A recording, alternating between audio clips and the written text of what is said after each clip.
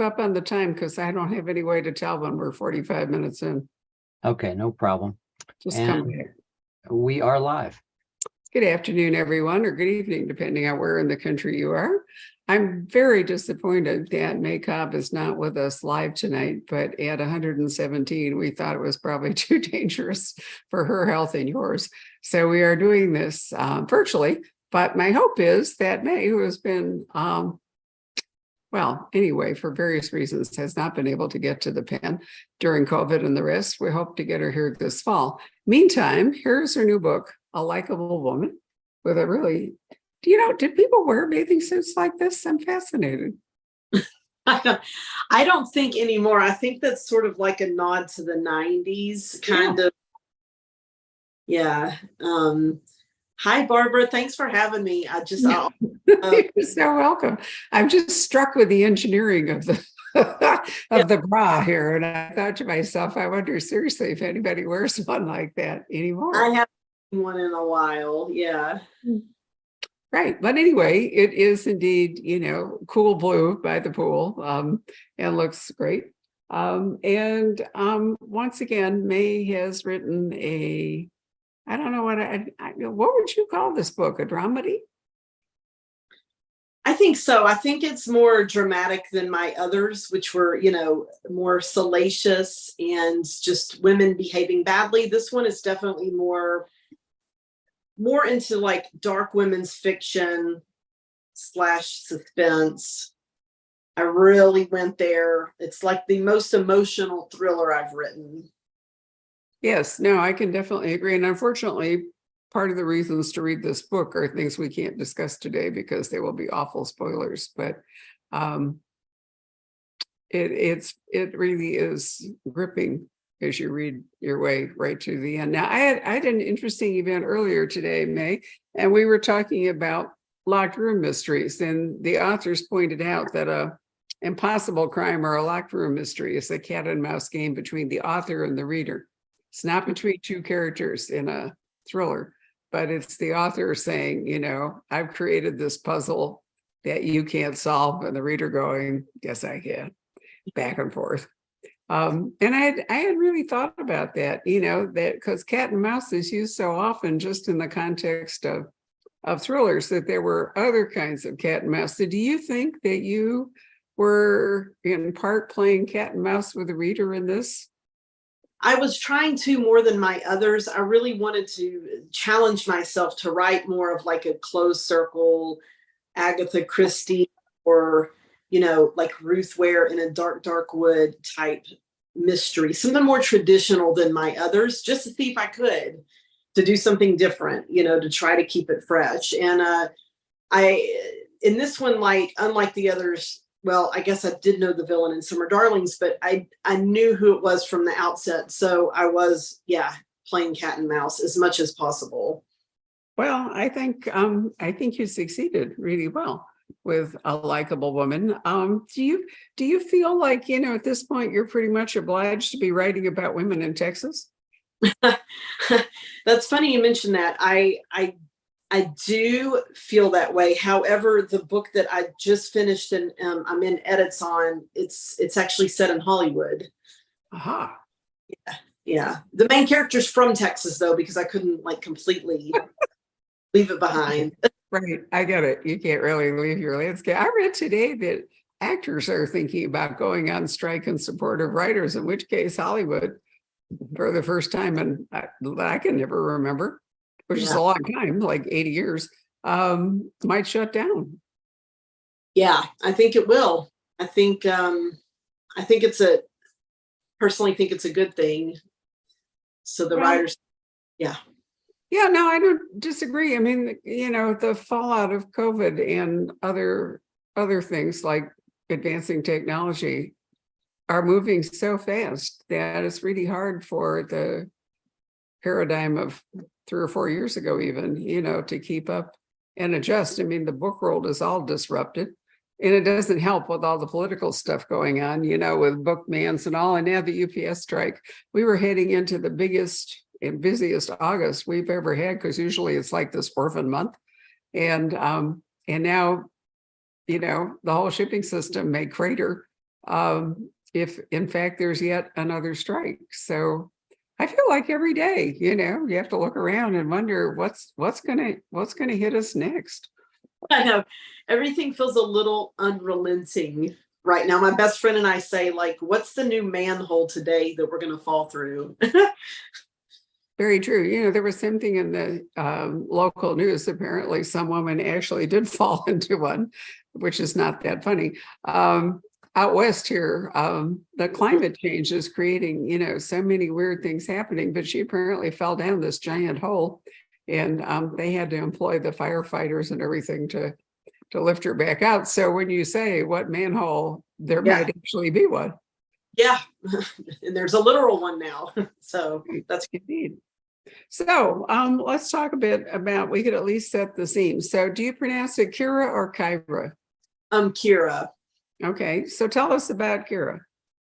So Kira is a 30-something woman who lives out in LA, and she fled her tiny East Texas town a couple of decades ago in the wake of her provocative mother's mysterious death. Kira was told, like, ever since she was a teenager, that since it happened, that her mom committed suicide, but she never believed it. She was like her mom's best friend, very close to her. Her mom was full of passion and life, and she always thought something else happened. But everyone else insisted she was crazy. So cut to now she's in her 30s, and she gets an invitation to her frenemies' vow renewal party back in East Texas. So she gets beckoned back home by that. And then her grandmother, who's this sort of like manipulative matriarch of the family, texts her and says, I have something of your mother's, something she was keeping in secret. And I think you're right about how she died. And that, it's really not going to spoil it, but it's an unpublished memoir that her mom had, and it's called A Likeable Woman. And it reads almost like a letter to Kira. And it has a lot of clues in it about what might have happened. So Kira decides to go back. And as soon as she lands on Texas soil, and this is very tropey, but I wanted to play with tropes in this one, danger starts to lurk. And she gets ominous text, and other things happen because whoever might have been responsible doesn't want her to know the truth. Okay, so define frenemy for me. I mean, you is this an advanced version of Mean Girls? Yes, exactly, Barbara. You hit the nail. I couldn't have defined it better. That's exactly what it is. Wow. So, I don't remember having one in my life other than when I was in junior high school, and there was a girl called, I even remember her name, Liza Moore, who just, God, that was 70 years ago. For some reason, did that mean girl thing for a while. But other than that, I can't recall, having to deal with it. Do you think that social media has really enhanced the opportunities for women to be horrible to each other? I'm positive that it has. I mean, I haven't experienced it, but I can't imagine. I'll be 50 this year. I can't imagine being 15 and having to navigate, how you look, how you present yourself, and what other people say about you on social media. I mean, it's hard enough for me as a complete adult to want to navigate it. So. Well, I mean, certainly the amplification, I think, is a big part. The stage is bigger. I can remember because, I was in high school in the 50s, which is an age of real conformity. And the cool girls would, somehow or other get together and decide that everybody was going to wear saddle shoes one day, or everybody was going to wear their poodle skirt or whatever. And, if you didn't luck into that, or perhaps you didn't even own that. And this was a very rich suburb, very rich high school, Winnetka, Illinois.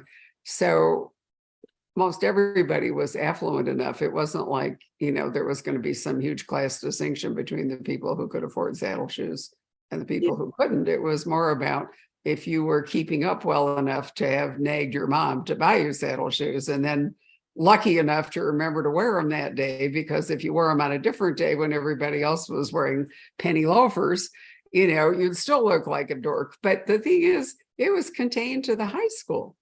There wasn't like, it didn't reverberate around people you didn't know. It didn't reverberate around the town. It didn't reverberate even in the junior high school. Even your family wouldn't know that you'd had a day of shame at school. So I think the scale of it makes a big difference.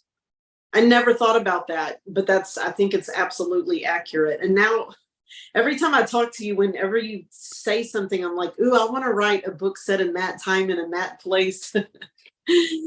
Yeah, actually your stories would work extremely well then. It's an era where I think of course, your books do take, I mean, social media is a part of your books and the way people interact with each other. But you might find it really interesting to go back when, there was like a school newspaper and nobody had a cell phone, so it was all landlines, and yeah, it'd be a different set of challenges for you. Yeah, it would. I think it would be really cool and fun. Well, if you come visit, we'll talk about it, because I'm I'm a fountain of information about what it was like to go to high school back in the 1950s. Lord. Right. And it didn't help that it was such an age of conformity. It was Yeah. much, much harder to be different. And it even extended to things like nobody would be caught dead with a tattoo. If you wore an ankle bracelet, you advertised that you were a slut. Wow. Yeah. Nobody had pierced ears. Nobody, I mean, there was none of that kind of individual expression. And now wherever you go, Rob and I were in the ice cream parlor the other night eating it because we went outside. The ice cream, would have just totally puddled. And there was a 3-generation group, and they were guys. And it was so interesting to see the older one with his kind of regular shirt and his, butch haircut and, his tennis shoes and socks and the whole bit. And then the next generation guy had the baseball cap backwards and weird facial hair and a sleeve and, on and on. And then his 2 kids were kind of junior versions of that with more ink and jewelry. And still the caps, the caps worn backwards and all. And I thought how interesting it was to see these like 3 generations of the difference between the grandfather and probably the younger kid, I would guess, was maybe like 12. Mm-hmm, mm-hmm. Yeah. Yeah. Yes. I'm sure that's, yeah. And it's interesting because I kind of, not intentionally, but like I loved having the Granny Foster character in there. So you have this very much like, she sort of like represents, Southern wealth and more conformity. And then Kira doesn't, because she's Sadie's daughter and she's more free spirited a little bit and an artist, even though she's kind of locked into her own life. But I loved writing from that, that generation. I think she's probably like 85. I can't remember her exact age because I wrote the book, 2 years ago, it is, but she's probably my favorite character to write, the grandmother character. So yeah, no, I really like the grandmother, and I could relate to her since I'm roughly that age. But I was wondering if you saw like Kira and younger people, did you see them with ink and piercings and all the rest of it, or would that not really work in the upper echelons of East Texas? I don't even know what works anymore in various social strata.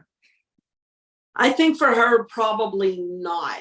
I think her generation is probably not hitting the tattoo parlor. And it's probably because it's a small town more than anything. And she came up in the 90s. So yeah, not in her social class anyway. I didn't remember you describing her, that way. And certainly if you look at the cover, this lady in the bathing suit, while she has on a bracelet, has no trace of ink or facial or other piercings, no navel piercing, because we're actually down that far. So I was just kind of curious. I feel like, it's getting harder to keep up, and there's a tribalism going on all around us. And I wonder to what degree people are, I'm wondering if they're decking themselves out this way for expression, self-expression, or whether it's a kind of a tribe thing. Like you can usually tell a motorcycle gang, Yeah. by their leathers and their whatever it is. And I'm wondering if people are feeling more and more like they have to belong to some sort of a tribe. I don't know. I really don't. Like I'm so averse to pain that while I think some tattoos are so beautiful and exquisite, I can't even get like, initials. I don't even like to go to the dentist or the dermatologist, so I cannot even imagine Right. that.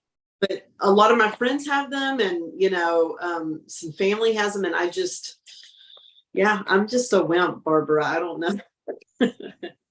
Well, I will tell you that tattoos don't really wear well on aging skin. And there was, we did an event at the store not too long ago, and for various reasons I won't go into, I could really see that in terms of a couple of the people that were there. And it, you know, I don't think that the kids ever imagined they could be old or their skin would wrinkle or, all that. But anyway, it's just kind of interesting. So anyway, here's Kira, and she's back, and she gets a clue that reinforcement from her grandmother, maybe, and some kind of a message or statement from her mother. Now, are most of the people that she's gone back to for this frenemies, it's like a 20-year vowel renewal? Was that it? 20? I think it was 20 years, right? Yeah. Okay, so is it mostly the same people? There hasn't been much movement in the group in and out of town? Yeah, there hasn't. Pretty much just about everyone other than Kira has remained in Longview, the small town, except for her childhood crush, Jack. And so he lives in Baltimore with his wife, and they're going to come back as well. But other than that, they've all stayed there. They've all lived more traditional lives than Kira. And there really is a tension because it's like she's going back to the lion's den. They don't really care about her. They want to know if her life is all that in LA, if like her picture with Keanu Reeves on Instagram, if like her life's like that, but they really don't want it to be good. It's more like, well, how are you? Right. Well, and actually it's an interesting thing, but you wrote this book a couple of years ago before AI's, suddenly been foisted upon us. I mean, it's perfectly possible that the argument could be now that, it really was fake because it's going to be so easy to do that. Yeah, that's true. Another reason to write back in the 1950s. Yeah. But no, I mean, I really think, where there's a big social media presence in a story, the fact that social media may now be hijacked may create all kinds of permutations that you haven't thought of when it was much more straightforward. That's kind of terrifying. It really is. I mean, I've looked at my, because I did the Instagram for the bookstore, or I've been doing it poking with one finger here for 3 weeks.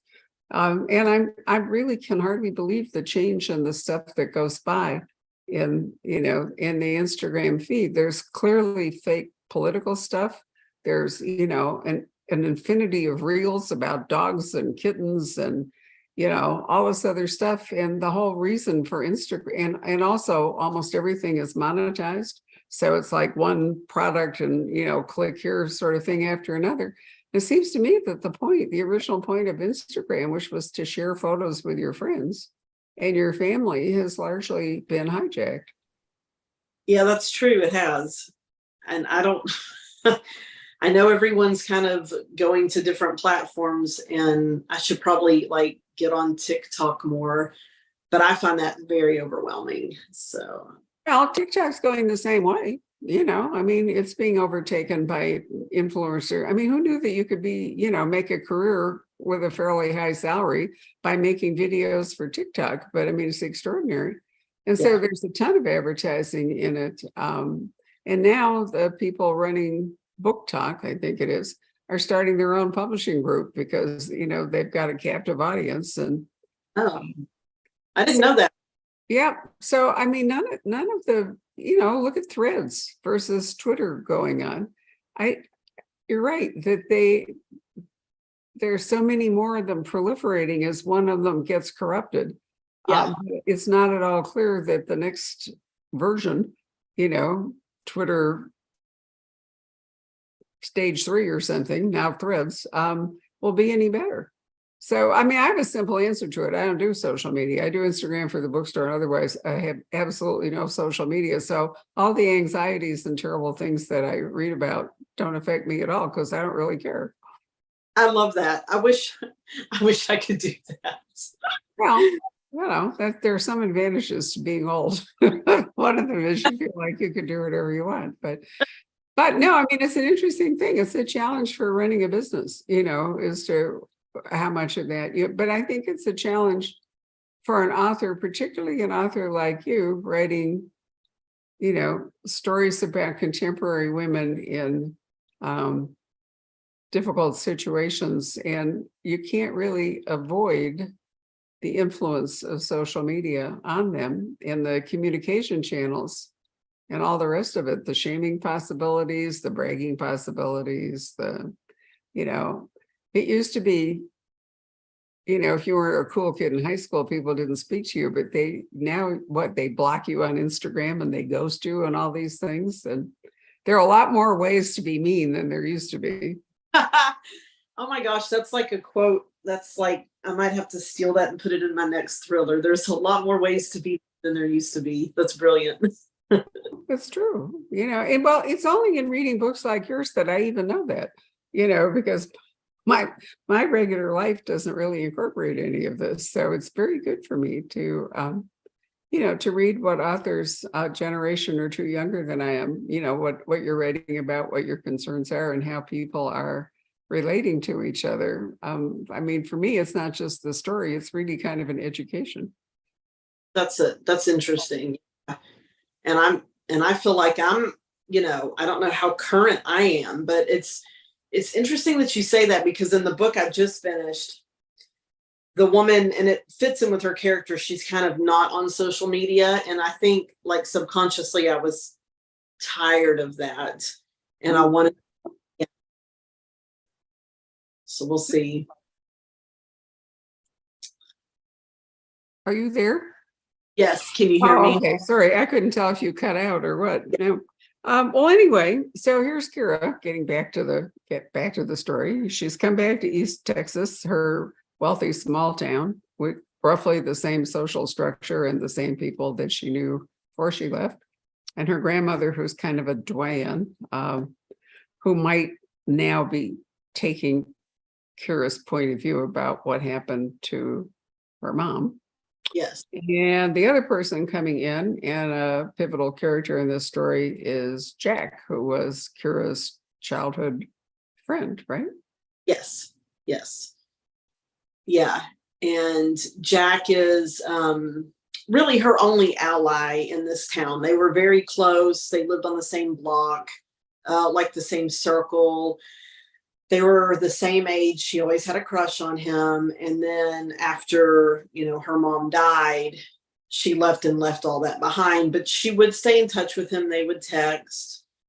And Jack's a brain surgeon, and he's married, and he's got a son who's 3, and he's autistic. And so his life is sort of in a little challenging at the moment.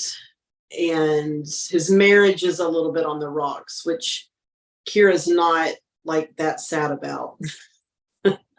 No, she's not. But on the other hand, trying to deal with an autistic child in the mix is really difficult. But the child, from the moment they get off the plane, Jack and his wife, whose name I can't remember, the child, presents all kinds of challenges, because it's hard for children like that to travel, hard for them to be in new situations. So that's adding yet another level of conflict. Why did you decide to have an autistic child in the picture? I guess I don't know if I've told you this, but my son is 10, and he's pretty severely autistic. And I feel like while there's more representation, it's more of higher functioning Asperger's autism, and not what the challenges that people like my son have to face and what we as parents have to, navigate. And it kind of came organically with Jack's character, but there was, more of a little bit of a social message in that. Uh-huh. No, I'm sorry. I imagine that is a daily challenge for you. And writing about it help? It was tricky. I didn't know if I wanted to, put it out there. And I had some discussions with my freelance editor that I work with, and then also my great editor at the publishers. And my freelance editor and I sort of decided that, representation is important, and it's okay to go there and put it out there because it's a real thing. And there's still a lot of ignorance about it. When we go out in public, it's amazing. Most people are really great, but then some there's not a lot of awareness about what that looks like. I think a lot of people, when they think of autism, they think of maybe like a quirky person that has trouble with social skills, but not as you spoke of, the behaviors and the challenges and the transitions.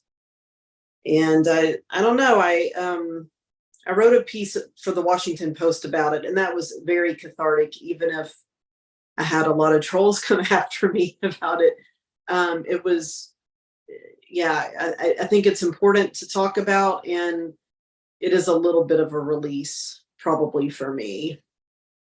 Is it at all predictable? I mean, if you're going out, for example, is there any way to predict what kind of behavior you might see? Yeah, for the most part it is. And my son's overcome a lot and he's come a long way. But when he goes through a rocky phase, it can be challenging. He's really good if we stick to the routine stuff and if he knows what is coming. But right now, like we wouldn't feel comfortable really probably going and getting on an airplane and traveling to a different place with him. I think it would be a lot to navigate, but we're going to try and we're going to get back there because we all love to travel. He himself loves to travel, but it's, for instance, he doesn't like elevators. So if we go and stay at a hotel, maybe in San Antonio, we try to pick a place where, okay, we need to at least be on the second floor or lower because he's actually, for whatever reason, they are kind of strange if you think about it. I mean, I don't know. I think there are people who don't have autism who don't like elevators. So Linwood Barclay wrote an absolutely phenomenal book in which elevators were the murder mechanism. And he pointed out, I'm trying to remember, it's called Elevator Pitch. Really great, absolutely great thriller. But one of the things he pointed out was that, this is a total digression, that elevator technology is getting to the point where the elevator, when you push the button, can recognize you and let only you into the car and take you only to the place that you're supposed to go. Okay, that's terrifying. Well, I think it is too, but in a way, that's an interesting thought, whether the aversion to the elevator is being crowded in with other people, no sense of, a known destination. I mean, what would be the scary part, of the elevator? So anyway, I was fascinated with that. And there's also, as I understand it, increasing, looking at not just drugs, but other kinds of therapies for the neurodivergent, if that's the general umbrella that we're talking about. So there may be advances or changes anyway coming for people that we can't anticipate at the moment. My sister, in the last years of her life, she caught encephalitis, and it led her to having dreadful epilepsy, which eventually killed her, or, one too many falls in the whole bit. And, you kept wishing that they could have implanted some kind of a pacemaker.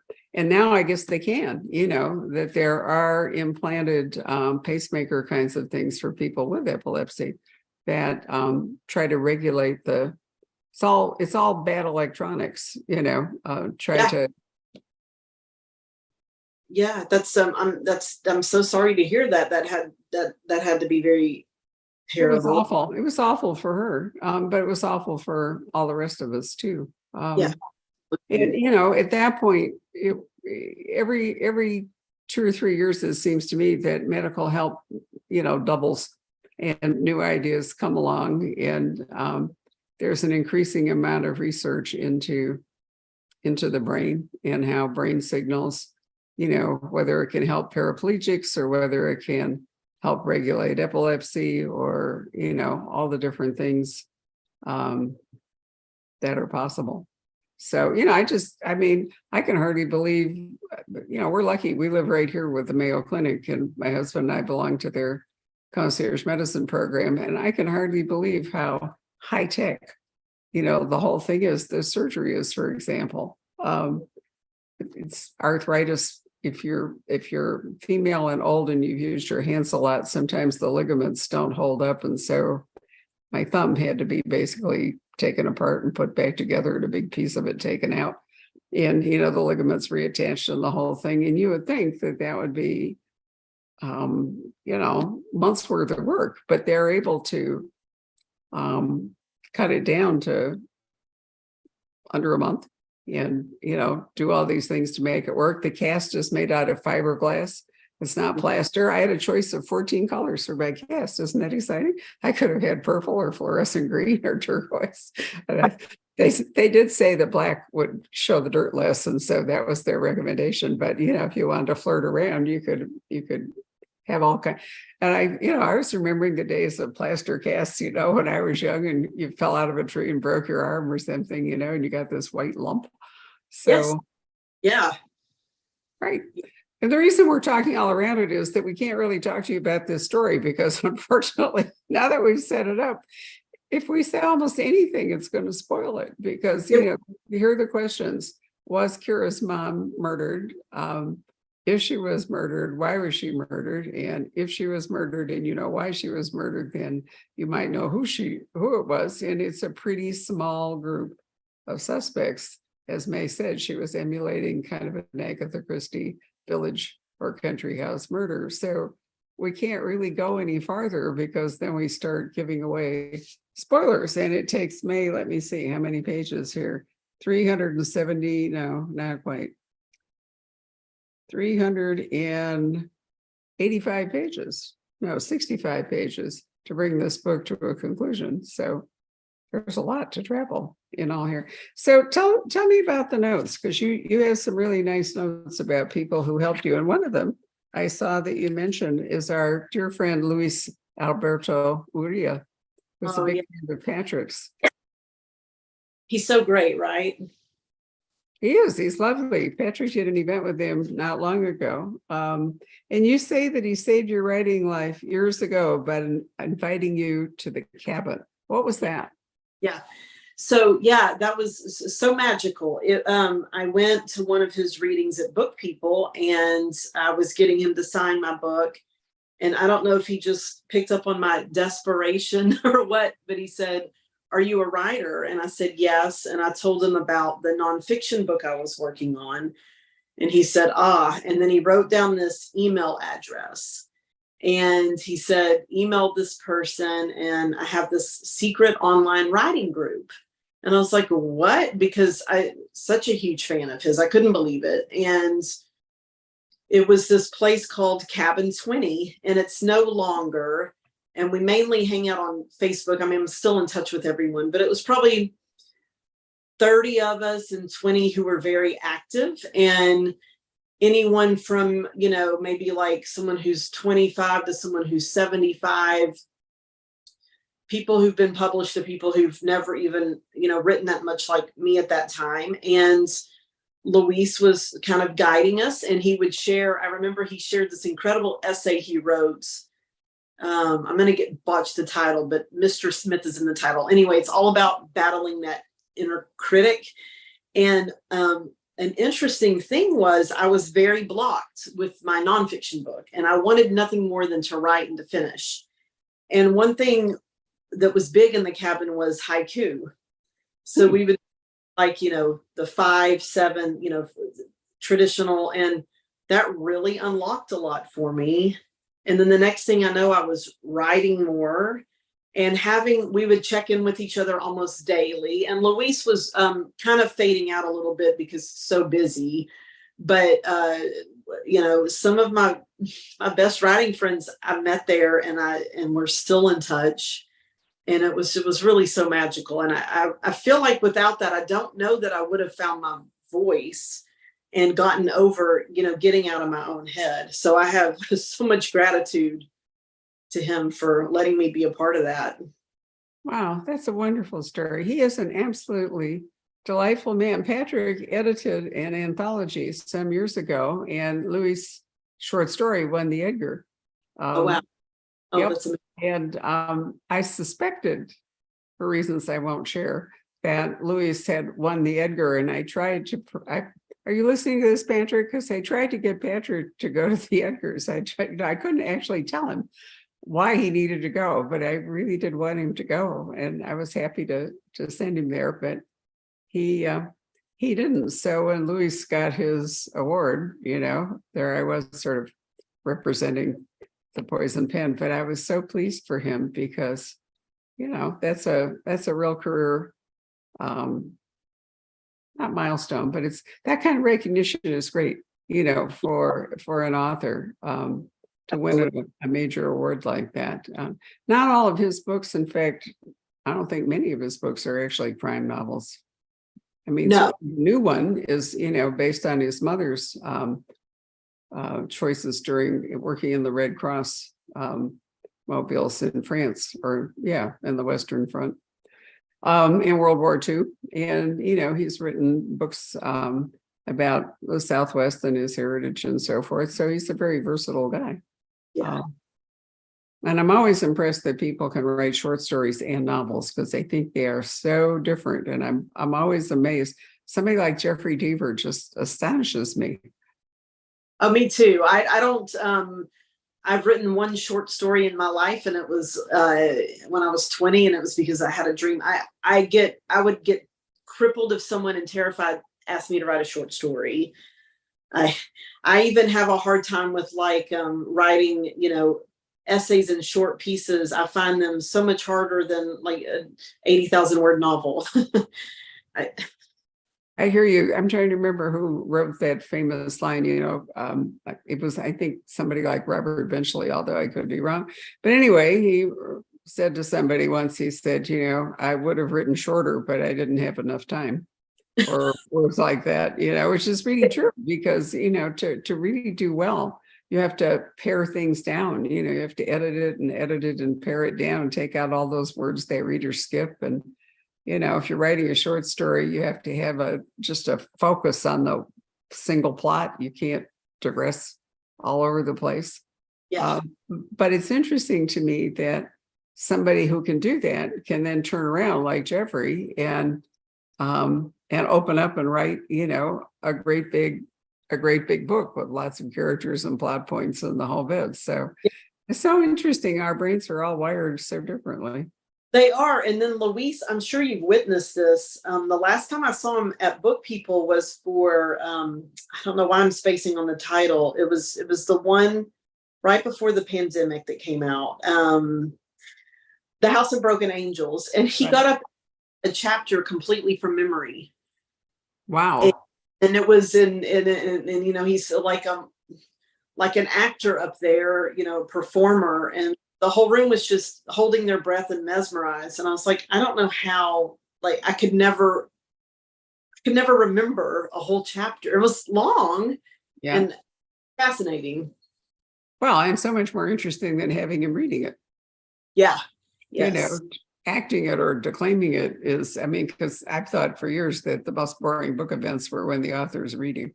People don't come, at least in our experience, do not come to listen to an author read. They come to listen to the author talk about things. But anyway, he's really wonderful indeed. So what, do you want to talk a little more about the book you are writing, or the book you've finished and are editing? I would love to. It is my first book novel set outside of East Texas. Like I said, it's set in Hollywood, and it's kind of Rear Window-esque. And yeah, and I haven't read this book yet, only because I didn't want to get, too influenced by it, but I'm going to read it soon. The Housemaid. Have you read that one yet? I haven't read The Housemaid. No, there's a marvelous book called The Housekeepers by Alex Hay that I can truly recommend. And I'll tell you a book that would stop your heart. It doesn't come out until September. And we're going to do a little preview launch. It's called Mother-Daughter Murder Night. And it is an extraordinary book. It's part Delia Owens and Crawdad and part, I'm trying to think of whatever her name is that wrote The Maid. It's I don't think I've ever read a book like it. And you would be absolutely crazy about Lana, the mother, since you like the grandmother in this book so much. Lana would really speak to you. And there are 3 generations. There's the older woman, and then there's the kind of, I think she might be 30-ish, maybe close to 40 daughter, and then there's the 15-year-old. And it really is just, it's really great. And it does have a plot. I mean, it has a murder plot, but it's just an incredible book. I read it day before yesterday, and I'm still thinking about it. Oh, it sounds going back and increase my order by a lot. Yeah. Right, to see where we are. Anyway, it's a book I would recommend, and I'm glad you're doing something a little bit different. Thank you. Yeah, and with the new one that I'm in edits on, the Rear Window one, I wanted to get out of East Texas for a minute and get into. So I was a personal assistant in LA, and I worked for this lovely couple, but the couple I wrote about, we don't know what's going on with them.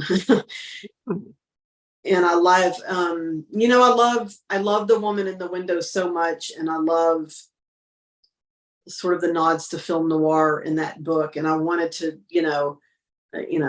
write something in that vein where someone is kind of swept up into trying to see what's going on. I don't want to give too much away because I said, but yeah, it was fun. And it's interesting too. I keep waiting for AJ Finn, a pseudonym. I keep waiting for him to write another book. And, every year goes by, and I don't remember how long ago was that one out, 4 or 5 years ago? Yeah. Yeah. Before COVID, for sure. Yeah. I would love to read another one and another one and another one. I think he's such a terrific, phenomenal storyteller. Yeah, he's a great storyteller. I'm not sure, that if you write a book like that, though, where you go for your next inspiration. Yeah. Yeah. I hope we find out, because that book has really stuck with me. I reread it, it's just it's so great. Right. So do you watch the movie on a regular basis? I did watch. I watched it. I really liked it.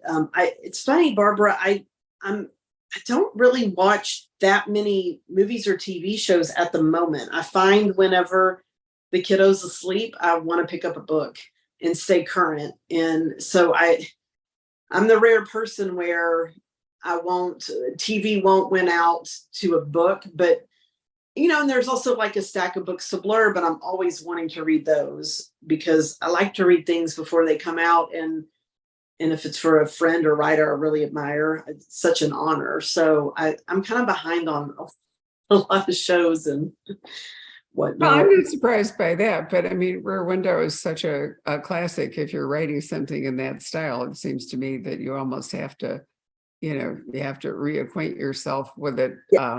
Yes. There are several Hitchcock movies that are really seminal for crime fiction.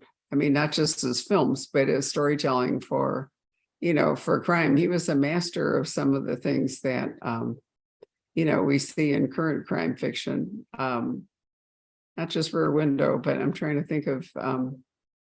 I watched Vertigo recently. Yeah, I'm sorry, that's what I was trying to think of. Vertigo, which is the whole question of unreliable narrators and misdirection. I remember when he did, of course, it was Agatha Christie, but A Witness for the Prosecution was, another really nifty piece of misdirection. And I need to watch that. I haven't seen that one.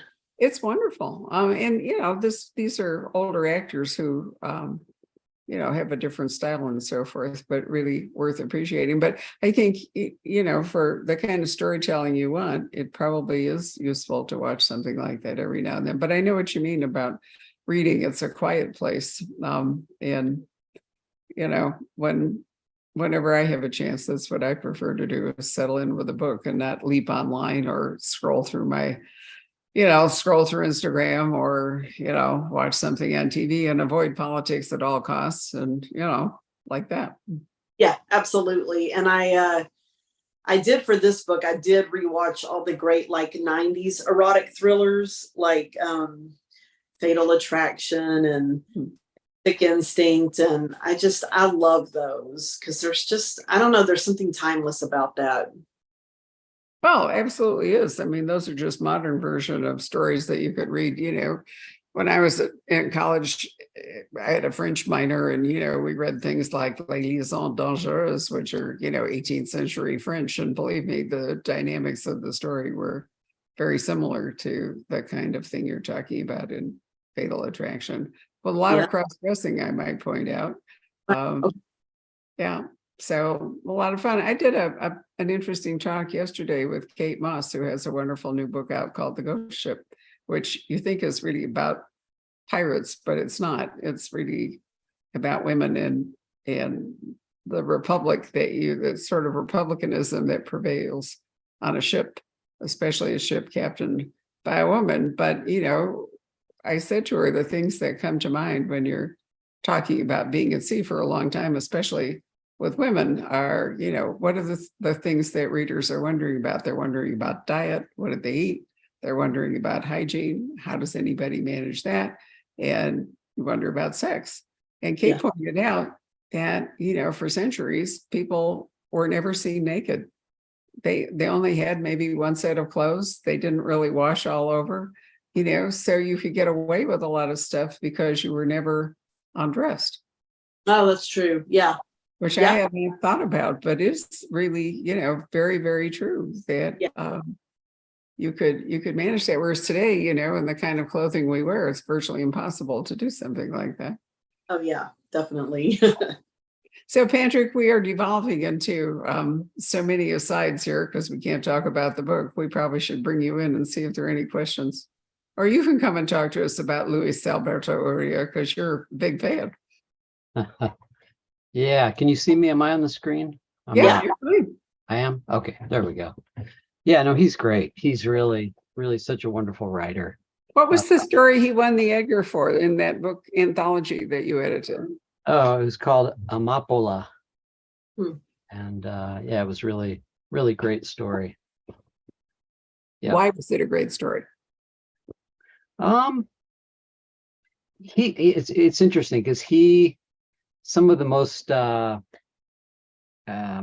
interesting results come when you ask a writer who doesn't necessarily write in the crime genre, to go for it, and he's like, well, I don't write mystery or crime fiction, and I just go for it, and he did. He wrote this really wild story that was kind of surrealistic and really effective. It was great. Yeah.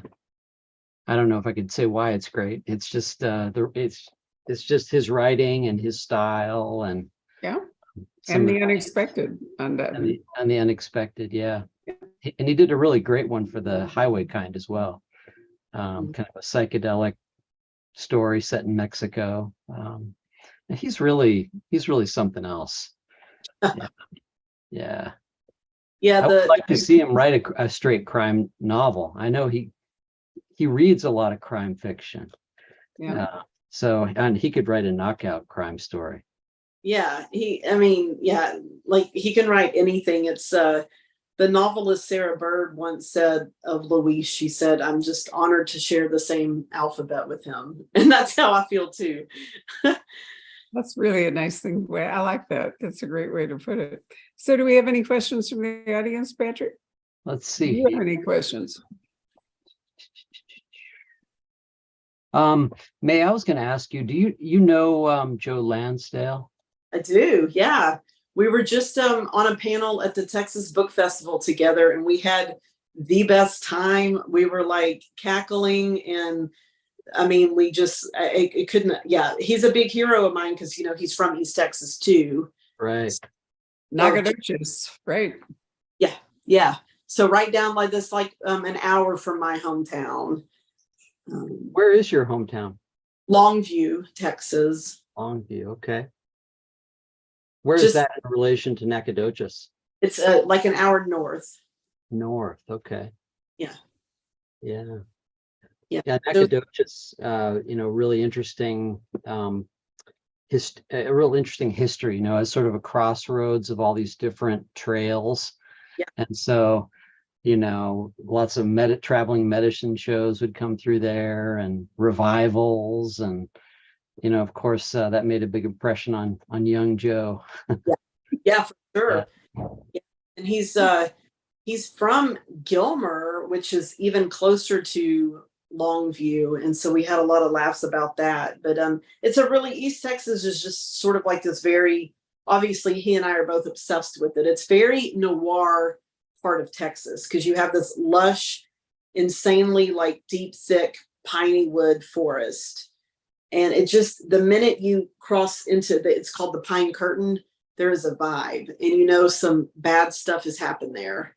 And you don't know what it is, but it's just in the air. It's crazy. Huh. Interesting. Almost like a Teutonic sort of Yeah. The forest. And yeah, I remember his book, The Bottoms, was really explored a lot of that. Yes. Yeah. Right. Yeah, I love Joe. Hope to see him soon. I saw him. He came through Book People, so I got to see him for the Donut Legion. And then I just got to read an early copy of his collection that's coming out soon. Things Get Ugly. I got that too. Yeah. Yeah, it's terrific. Who are some of your other kind of influences, if you have any? Yeah, I'm huge Riley Sager fan. I love each and every one of his books, and I'm so happy to call him a friend too. And he's a mentor when I get stuck. He'll hop on the phone with me and talk me through some things. And I find him to be like such a masterful plotter. I love Tana French. I love Tana French's Ireland. I love her lush prose, the way she writes a sentence, paragraphs. I mentioned AJ Finn before, but he looms large for me. Gosh, I'm always tongue-tied when asked this, but yeah, those are some main ones that come to mind. I just read a book, Girls and Their Horses by Eliza Jane Brazier. That's a really interesting book, isn't it? I was so pleased to have a conversation with her. I thought it was a marvelous book. Isn't it just wonderful? I mean, I couldn't get enough of it. I love that it's suspense, but it's also soapy and juicy and nasty and dramatic. And I found that so fresh. Women behaving badly, May, it's your thing. It is. I can't get enough. I know. It's so funny. Oh. What's wrong with me? No, it isn't that. I didn't mean it that way at all. I just, I think it's interesting the kind of stories.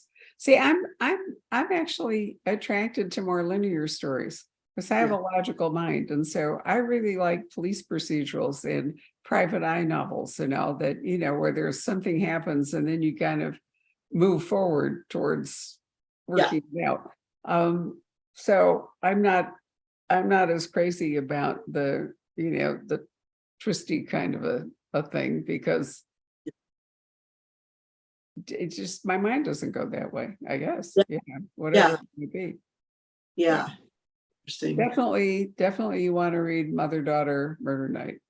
I can't wait. It's a revel. Uh-oh, I froze up. Are y'all there still? Yeah. Okay, I see you, Patrick. Barbara froze for a second. Barbara froze. There's a pregnant pause there. Okay. That book sounds great, though. I can't wait. Yeah. I'll order it for Yeah, that'd be great. Well, I'm not sure if Barbara's going to come back. Sometimes this time in the afternoon, I don't know what it is, but we have some internet, or she has some internet glitches. So I guess I will go ahead since we're at the end of the hour anyway. Barbara, are you back? No. Okay. Well, May, it's always a delight to see you, albeit virtually. Hopefully next time you'll be here in person. And I Yeah. got to say, this is a popular cover among the males here at the bookstore. You know, we're like, all right, now this is a cover. Let me get readership, Patrick. I need it. But anyway, thanks so much, and look forward to seeing you again soon. Yeah. Thank you so much, Patrick. Thanks, Barbara. Talk soon. All right. Thanks everybody for watching.